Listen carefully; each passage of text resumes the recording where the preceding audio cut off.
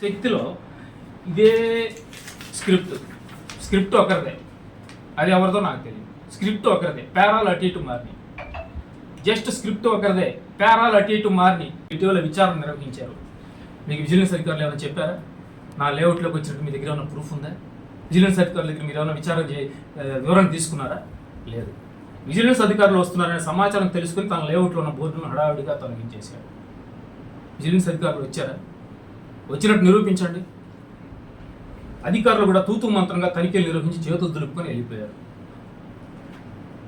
మళ్ళీ యథావిధిగా బోర్డులు వెలుస్తున్నాయి. ఇది ఇలా ఉండగా ఈ రియల్ ఎస్టేట్ల అక్రమాలను విచారించేందుకు విజిలెన్స్ అధికారులు రాగా వారికి స్థానిక తహసీల్దార్ సహకరించలేదని తెలిసింది.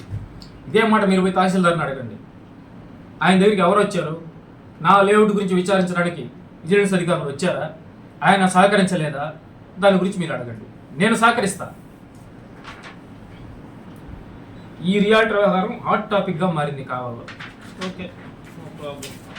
కూడా ఇంజనీర్ వచ్చి సర్వే చేసేటప్పుడు ఫ్లెగ్గులు పాతుతాడు, ఇక్కడి నుంచి ఇక్కడికి, ఇక్కడి నుంచి ఇక్కడికి అని.